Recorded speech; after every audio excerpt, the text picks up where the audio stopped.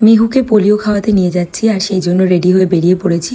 মিহু যদিও আগেই নিচে গিয়ে পাপার সাথে দাঁড়িয়ে আছে, আর এই যে এখন আমি বেরিয়ে গেলাম। আমাকে দেখেই তো ম্যাডাম আমার কোলে ঝাঁপিয়ে এলেন। রাস্তাঘাটে বেরোলে আমার মেয়ে একটু বেশিই মাম্মাম মাম্মাম করে, মানে কি আর বলবো, মানে ওকে আমার কোলেই যেতে হবে, পাপার কোলে যাবে না। মানে পাপার কোলে গেলে আমার একটু আরাম হবে, সেটা তো ওনার ভালো লাগবে না, তো তাই জন্য আমার কোলে কোলেই যাবেন।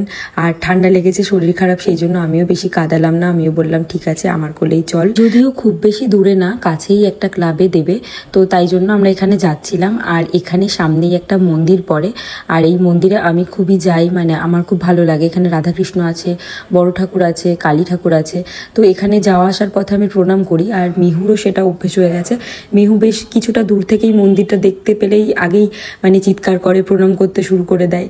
তো যাই হোক, এখানে গিয়ে একটু আমরা প্রণাম করে নিলাম, আর তারপর এই চলে যাচ্ছিলাম। আর আমরা না আজকে যা একটা কাণ্ড করেছি কি আর বলবো, মানে এইটুকু পুচকে মেয়েকে নিয়ে বেরিয়েছি। ওর শরীরটা এমনিতেই এতটা খারাপ, তার মধ্যে আমরা একটা ছাতা নিয়ে বেরোইনি, মানে দুজনের একজনেরও মাথায় আসেনি যে ছাতাটা নিয়ে বেরোনো উচিত। একটা ছোট্ট পুচকি বাচ্চাকে নিয়ে বেরিয়েছি এরকম সময়ে, এত রোদ করা।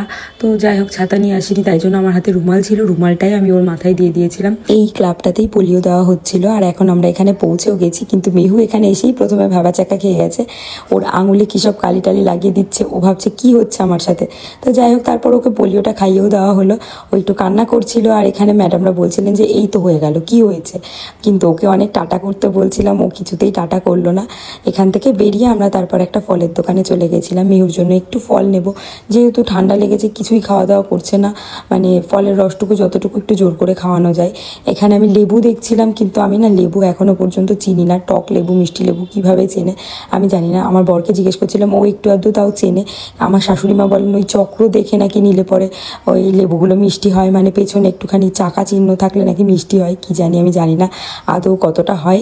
তো এখান থেকে ওই কাকুকে বলছিলাম যে আপনি দেখে বলে দিন যে কোনগুলো ভালো মিষ্টি হবে। উনি বললেন না, তুমি নিয়ে যাও, সবই মিষ্টি হবে। তো তাই দেখেই আমি কয়েকটা লেবু নিয়েছিলাম, আর একটা বেদানা আর দুটো সীতাফল নিয়েছিলাম। অল্প অল্প ফল নিলেই ভালো হয়, তার কারণ ফ্রিজে রেখে খাওয়াতে আমার একদম পছন্দ হয় না।